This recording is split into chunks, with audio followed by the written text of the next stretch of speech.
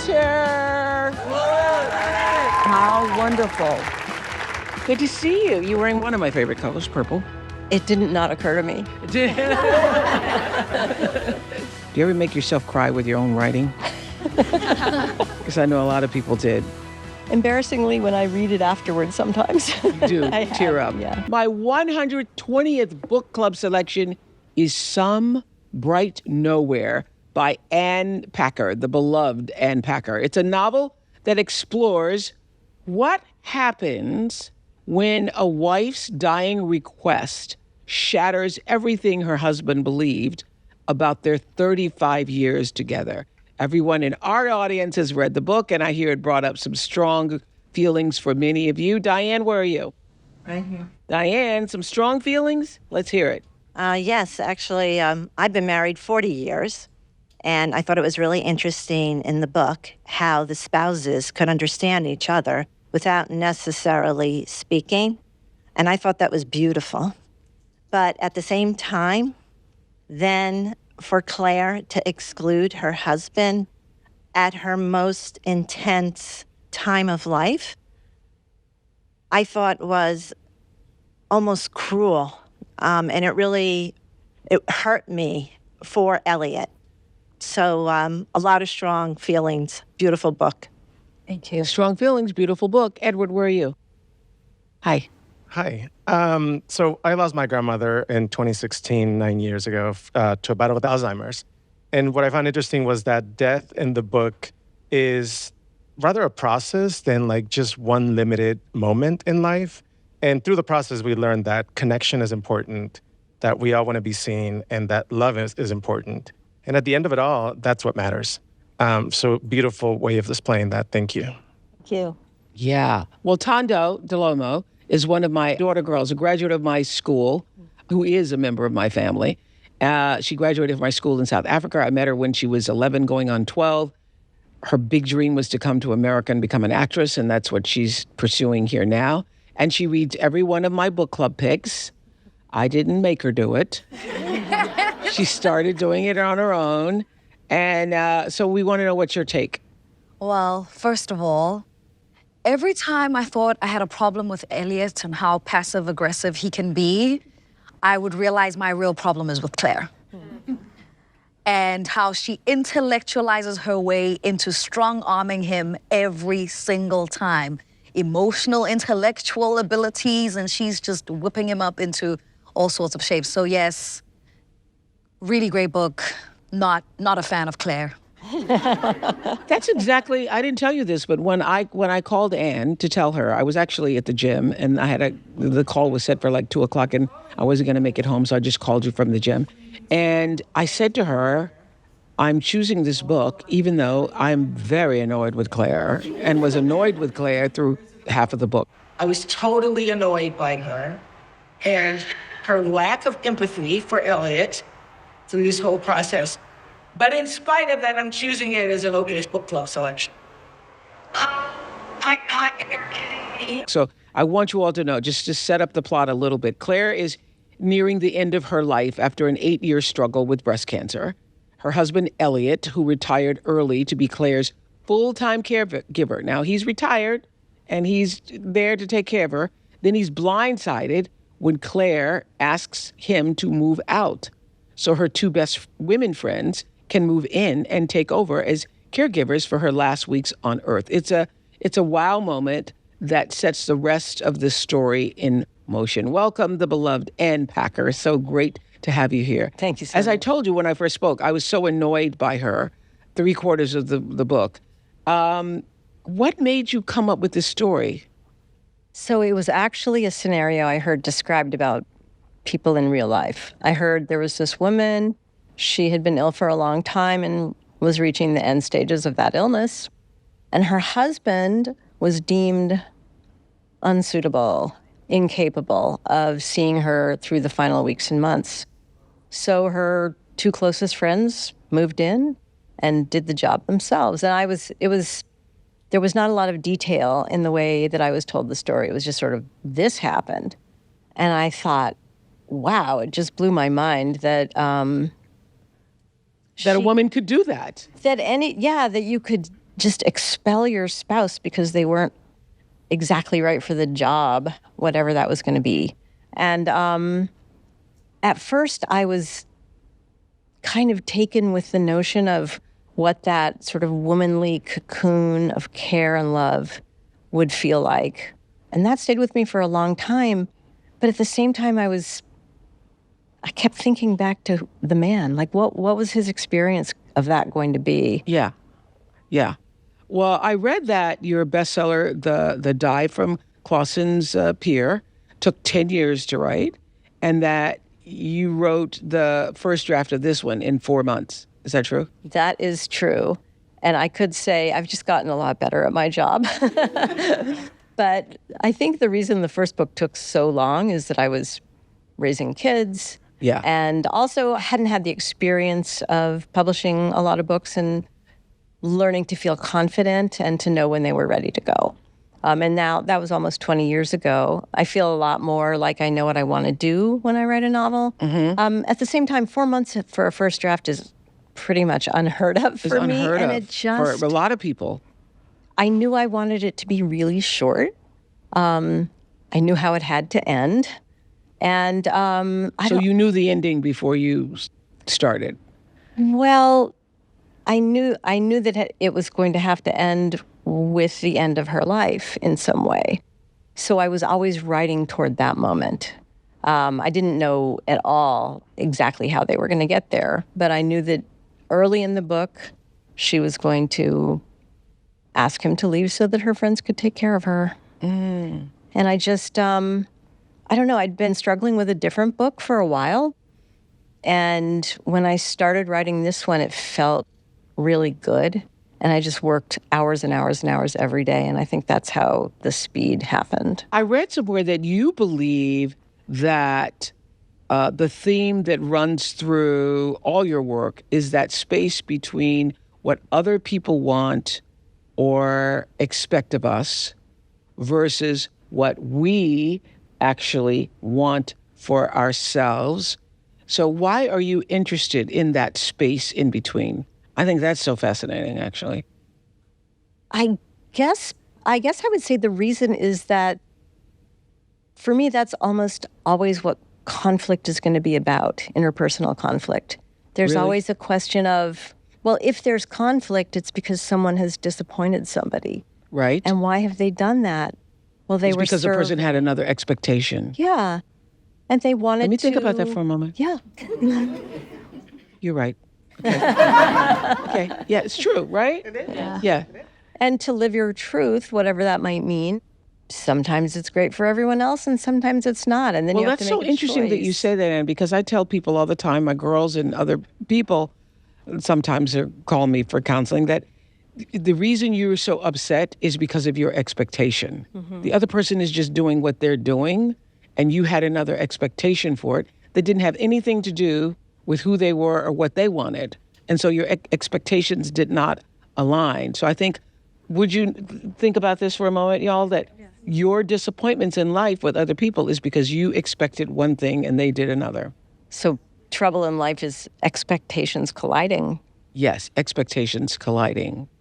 Why did you decide? I had heard that in the beginning you were writing from Claire's point of view, and then you decided to flip it to Elliot's point of view. Why? So at the beginning, I had an idea of a more expansive novel. And what I thought I would do was start in Claire's point of view, move to one friend's point of view, move on to the second friend's point of view, and finally get to the husband's point of view. And when I was working on that, they had different names. They were different characters. So I always have to really find the right name for my characters. So at that point, it was Tom and Jane.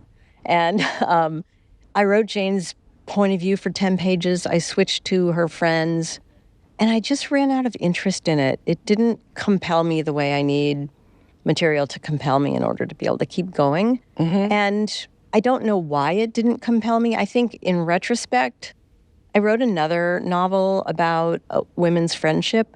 And so in some way, the terrain felt maybe a little too familiar.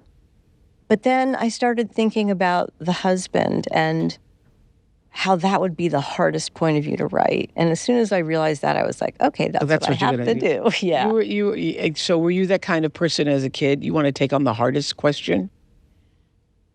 I would probably say that I think as a kid, I would hear the hardest question and then try to break it down, try to deconstruct the question. Yeah, that's so interesting. I still do that. Yeah. Like just now. Just Which I didn't plan.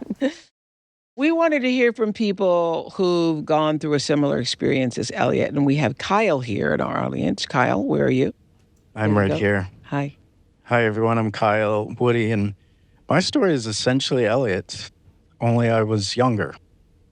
In 2011, my wife, Sarah, was 34. I was 33. Our two sons were 4 and 1. And Sarah was diagnosed with stage 4 colon cancer. We expected she had 2 years at diagnosis. She had almost 9. For me, reading Elliot's story, it made me feel like I'd stepped into a time machine. How scared. Was it triggering for you too? Absolutely. I would think extremely. that this would be triggering if you've lived it. It was, you know, how scared he was, Yeah. how isolated, how ill-equipped, insecure, and how throughout it there was this unspoken pressure that I felt and I read in your work with Elliot to project the opposite of all those things. And I also understood how Elliot felt when Claire asked him to leave, because Sarah asked me for a divorce in 2016. While you were taking care of her? Yes. Oh my gosh. Wow. And we remained close How? after. It was very difficult. It was a very difficult time. And that closeness wasn't immediate. You know, I remember she dumped me on a Friday before Father's Day, but we remained close, and I actually had opportunities to care for her after the divorce when her boyfriend, Doug, needed a break. Okay, wait. Wait just a minute here. So did she have the boyfriend before you were taking care of her? No. So she was diagnosed. Yep. You started to take care of her as her husband. Yes. Yeah. And you had been her husband for how long? How long had you all been married? For about 6 years. Okay. At that And point. then she's diagnosed. Then you become the caregiver. Yes. And 5 years into the caregiving, she says, I don't want to be with you anymore. Correct. Okay.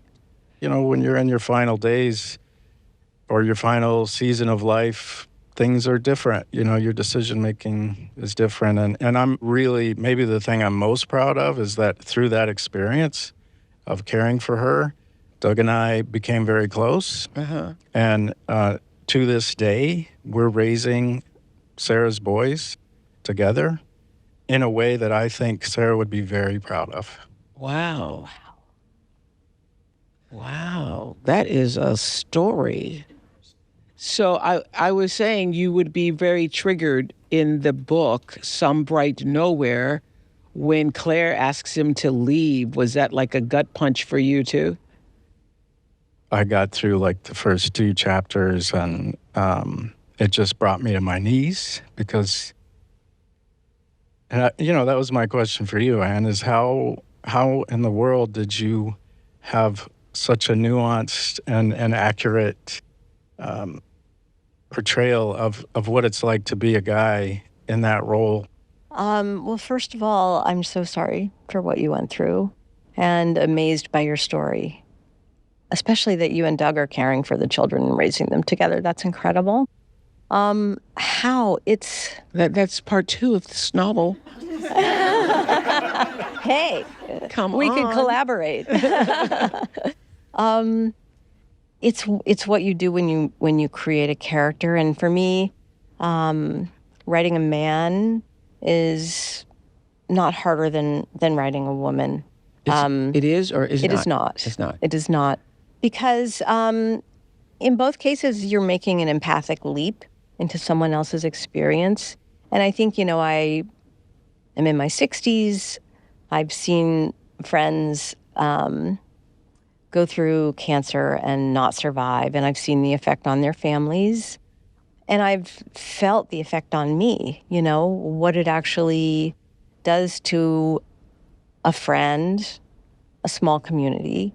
So the sort of the feeling of being in that challenge and heartbreak was familiar to me. And in terms of creating Elliot, I said I'd abandoned the other attempt, the one that had the different points of view in it. And the trick for me is to get the voice. And I started writing it, and I found the voice very quickly. I felt like I could write, it's a third person. It's told, as he, not I. But I felt like I could write from his point of view very readily. And I think that just kind of guided me into rounding him out and figuring out, some of the details. I read, Kyle, that your experience showed you that male caregivers need a lot more support. Is that true? Yes. 10 years ago, Kyle and two other men who were also taking care of their wives who were struggling with cancer co-founded a national nonprofit called Jack's Caregiver Coalition. Their inspiration was a family friend named Jack who told them to serve the caregiver. It's a lonely job, and they are always forgotten. The group provides a much-needed support system that has helped countless men cope and navigate the feelings of isolation caregivers so often experience. I encourage you to seek their help if you need it. You can find them at jackscaregiverco.org. The URL is there on your screen. I just finished a podcast with Emma Willis, who is Bruce Willis's wife, and she's written a book called The Unexpected Journey about what it's like to be a caregiver. And she doesn't use the word caregiver. She says it's really care partner, because you're there partnering with the person. That caregivers can be from the outside, but somebody who's in the home with the person all the time is a care partner. So you were a great care partner who was asked to leave through divorce. And I think that what you're saying is what she says in the book, that care partners need to take care of themselves first, because most people just give until they're depleted and there's nothing there. Did you find that for yourself? Yes, absolutely. The focus on the other, of the person you're caring for, is absolute for folks in this role. Yeah. I'd like to ask other men in this audience, if you were Elliot, do you think he'd agree to move out? Yes? No? No. I would not. I wouldn't give up my home. If we've created that together, I would still give her a wish, but I would probably go into another space in the house. One thing that I really thought about Elliot's journey was the fact that he kind of just wilted away in what he was giving. Yes, he was trying to figure out how he could give her a wish, but at the same time, when he goes with his friends and he tries to reminisce, it just wasn't working for me. So I just couldn't really see, why would he give up the place that he grew with his partner? Even if it is her final wish, I just wouldn't do that. You don't see yourself doing that. You don't see yourself. I would be selfish in that way, as Claire is selfish with her wish. So Okay. Okay. Yes, sir. I think I would honor the person's wish, but I would be very, very upset. Yeah.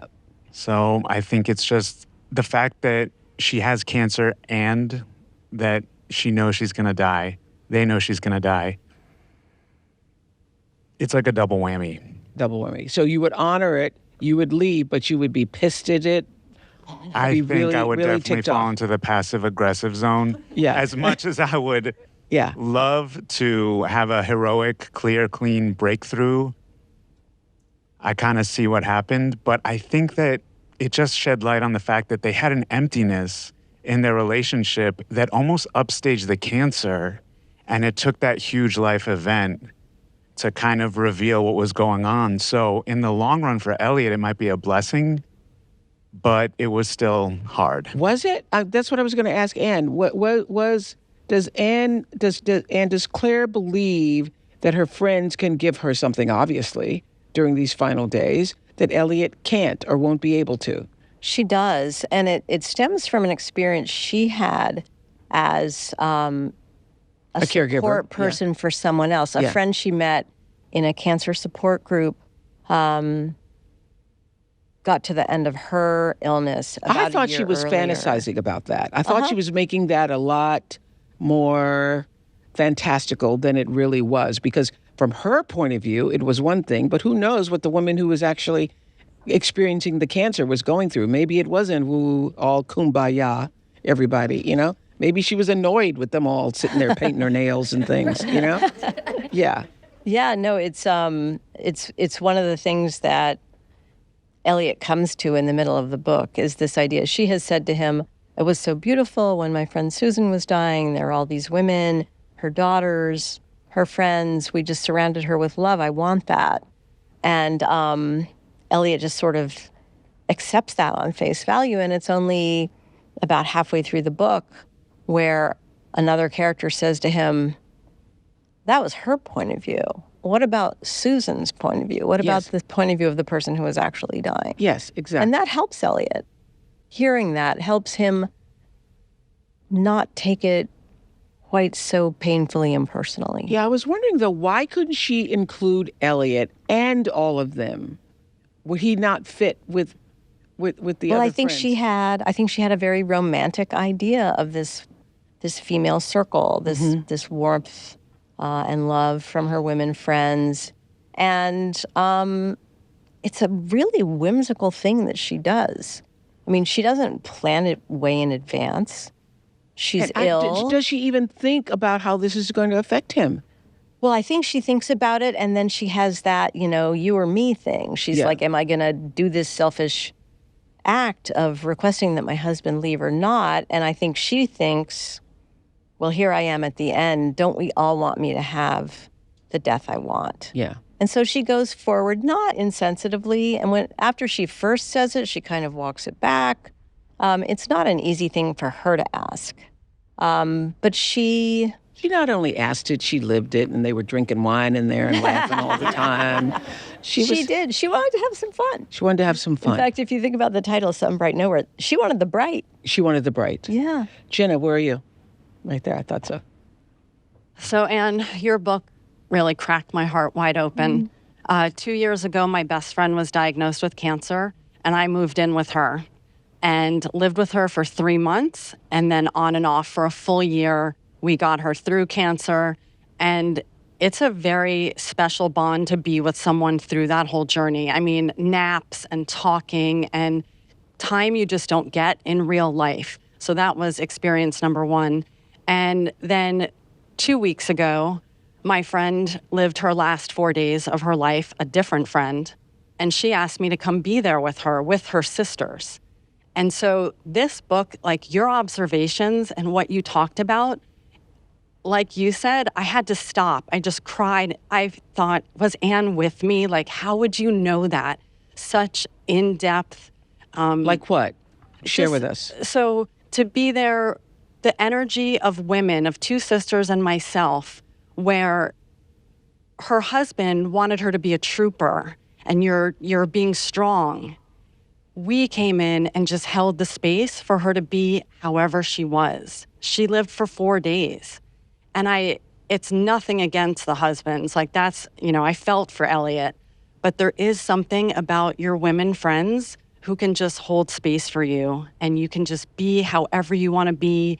And we didn't even have to talk. You could just hold hands. Mm-hmm. Whereas there were times, and I know this is broad stroking it, but the husband wants to fix it. And what can I get you? And she was like, I'm done with the fixing. And she would look at me and say, please make this stop. And so, and then just things that you talked about physically that happen. It is the nature of men to want to resolve the problem. It is the nature to want to fix it. Yeah. And at the very end, Oprah, there is no fixing. So there's just being. I got that. And I think female friends can do that for each other. Like I learned that many years ago in the Oprah show. We were talking about the same thing, about the differences between men and women. You might agree, Kyle, that men, or you guys might agree that men want, okay, you're telling me this, so I need to now resolve it or fix it. Women just want to tell you. I'm just sharing my feelings. You don't have to fix anything. I'm just talking about it. And also, right to the very last day, we could have a joke or have and I get it, for the partner, this is so serious. This is the end. Your girlfriends can make you have a giggle right to the end. So there's that type of feminine energy that, maybe that's what we crave at the end. So you understood why they took her away and they went out to went back to Maine, and they had those final days there. You I really understood did. that. And your question, Oprah, was what I was thinking about, of why at the end do we do what we want for our loved ones? Or, so was Claire being totally selfish? And I know people have strong feelings about that, but I saw the other side of, I want my sisters and I want my girlfriend. And it was harsh to send him away, but does she get what she wants? Or are we people pleasing until the last eyes? breath? Till the last breath, right? You people breathe, I don't want you in here, but Exactly. to the last breath. But so exceptionally written, and I felt like you were sitting with me during that whole experience. It was so well written. So thank you so much, and I'm sorry you went through that. But I also see the beauty in it.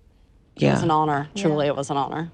I wanted to ask Kyle, what did this experience of giving yourself this caregiving experience, and then being asked to leave, and then in the end, coming back in the end to caregive with her new boyfriend, what did that teach you about yourself? Well, I think it taught me that I loved Sarah regardless. I saw her in the end just having less capacity, less and less. And she had, so you think of it as calories. You've got so many calories to spend. And when we have our life ahead of us, we don't think of that in finite terms. Mm-hmm. But when we're staring down a terminal illness, that's all different. And so I think she saw me, someone who loved her, and she knew that, her boys, and some adventures she had never had.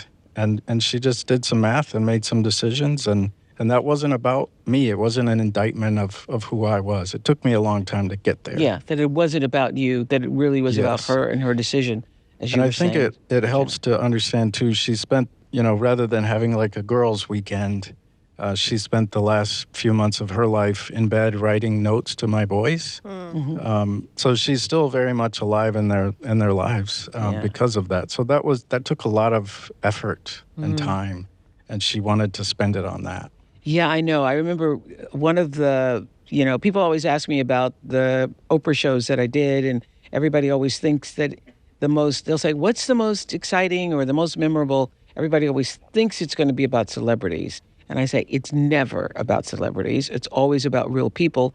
And one of the real people I remember was dying of cancer and not just wrote, but did tapes for every birthday for her daughter until she would turn 18, about what to do when you go to your first prom, and this is what's going to happen with your period, and this is what's going to happen when I die, that daddy's going to want to marry somebody else. The daughter was only 6, so she did them for every birthday up until 18, and that takes a lot of time and thought and energy to do that. So we all of us who are listening to your story admire the man that you showed up to be in that moment. We can say, you should be proud of yourself for the man you showed up to be in that moment.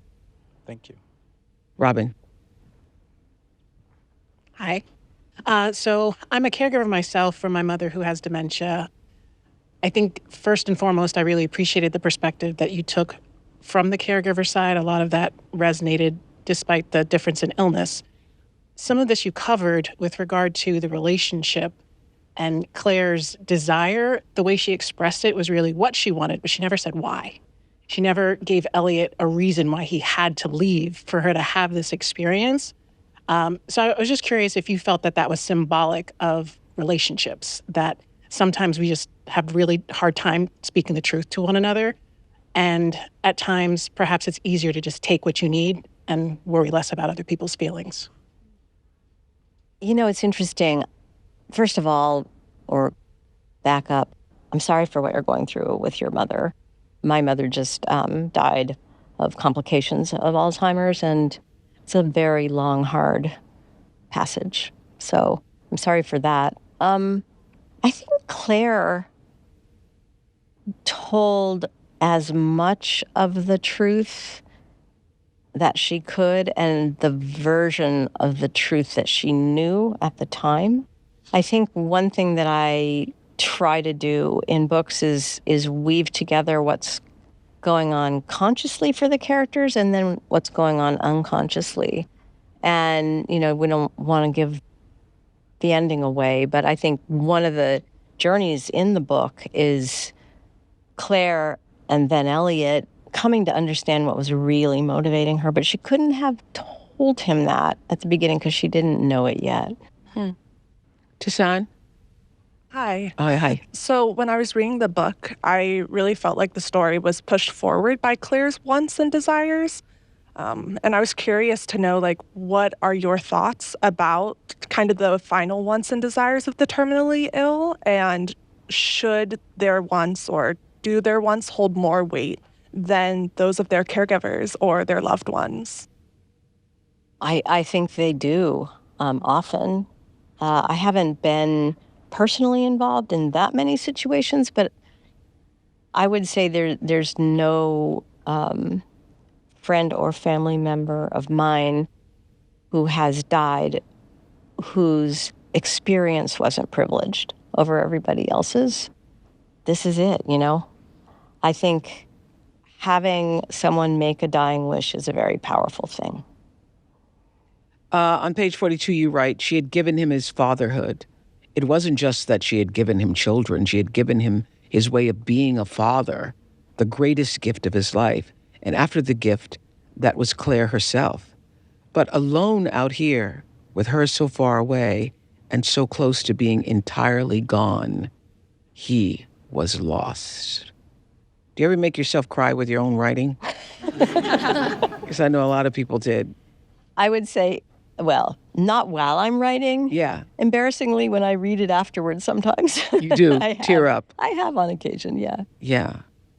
And on page 133, you write, cancer had taken something from her that was not energy or verb or ambition. It wasn't happiness or even contentment. It was an essential part of her that she couldn't name. She could only miss it. I can ask you this, who's watched your friend.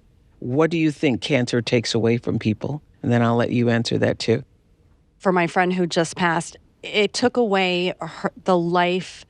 She had more to do. She was very angry. It took away her inner, like her essence. And I also wanted to mention that I found it curious with her at the end that she was so sad for her husband that she was disappointing him, like at the end, I'm leaving. And I found that really interesting that like there's guilt at the end that you're the one who, and you touched on that, you wrote about that, and that was so insightful. But you lose your inner essence of who you are. Cancer just takes that away. What do you think? It takes away your identity as someone who doesn't have cancer in a certain way. You know what I mean? It changes everything. You're no longer living in the land of people who haven't been affected by this thing. And once you have been with a disease like cancer, are you ever really out of the woods? So it takes away your sense of confidence that you're going to have the life you always thought you were going to have. That's interesting. Did you find that too? Absolutely. Yeah. Because now you're forever a cancer patient. That's why I know a lot of people hide it for as long as they can, because they don't want to be known as the cancer patient, because you're no longer seen as a full-bodied person. You've lived in the land of the ill. You've lived in the land of the ill. Okay. Colleen, where are you? My story is I lost my sister to pancreatic cancer. And a year later, my brother called to say he had pancreatic cancer as well. And would I come live with him and be his caretaker? And I did, and he lived for 14 months. And what I found interesting about their relationship, at first I was very angry with Claire. But when Elliot was musing about their marriage and conceded that he always agreed with her and really in the end always conceded to what she wanted, I wondered if Claire brought in her friends so he would fight to say, no, I want to be the one that spends these last months, days, whatever you have left. And also, would he help her to fight death and to live as long as she could, as best she could, even with this prognosis that death is coming and there is no treatment left? So that's where I took it. That's such an interesting idea that she was basically testing him. Yes. Are you going to stand up for yourself and Yes. stand up for this marriage? That had never occurred to me while I was working. That never occurred to her. You have raised a point, Colleen, that never occurred to the author. But I will argue that the unconscious of my characters is unknown even to me. So Interesting. it could have been under the surface for her percolating. Right. Yeah. I don't think she wanted anyone to help her fight it anymore. I mean, I think the whole point of this passage, they've stopped treatment. They're entering hospice. Yes. It's about what happens after you fight. Mm-hmm. I think people who've been married or together, as you were saying earlier, for 35 or 40 years can relate to how Elliot is processing a future without Claire. And on page 231, you write, he'd been talking about Claire for nearly 40 years, but it came to him that going forward, when he talked about Claire, he would be talking about someone who was fixed in time, who had stopped being. The idea pierced him with its strangeness. I know you must have felt this with your brother and your sister, too. I did, and personally for me, I've never married, nor do I have children. And I never even had a pet. So I only took care of me. And I thought, how am I going to take care of my brother who's entrusting me? And I was scared that I wouldn't be able to do the job. Did you tell him that? No. I said I will be there tomorrow. And I, hung up the phone with him and packed my bag. And the whole hour and a half way there, I kept saying, how am I going to do this? But you did. But I did.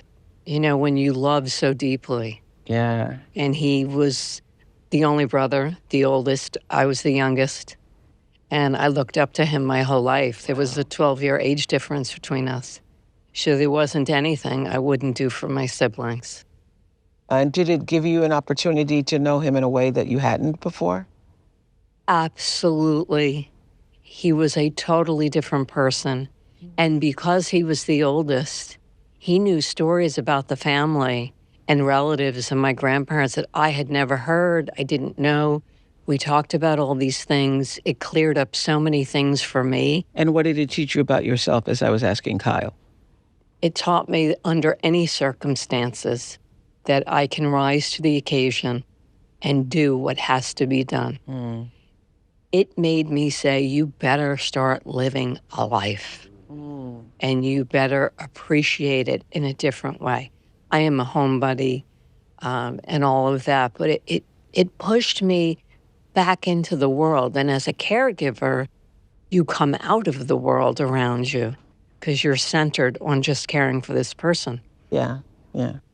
So this brought lots of things to the surface for you, which I'm talking about this character, Elliot, for whom it also brought so many things to the surface. He was saying, how could he have failed to understand that she would no longer be? He would never again just talk about her, his wife, in the other room, at home for the evening, back in Connecticut, discussing her with someone who knew her, describing her to someone who didn't but might meet her someday. What did writing this book bring to the surface for you? I think it focused my my interest in the way people function in very, very difficult times. Yeah. And and isn't that part of the reason why you wrote the book too? The producer said to me you wanted to normalize this conversation around the end of life. Well, I think we have a hard time talking about it. I know that I've been in experiences when friends have been, approaching death, and I've seen that it frightens people a lot. Yeah. And then that can come between them and the person who's so ill.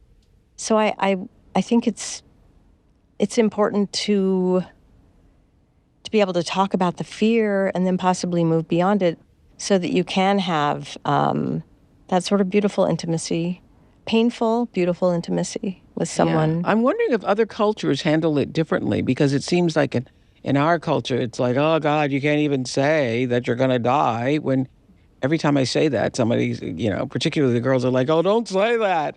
Well, it's going to happen. It's going to happen, yeah. I think so. I think there are many cultures that do it a lot better.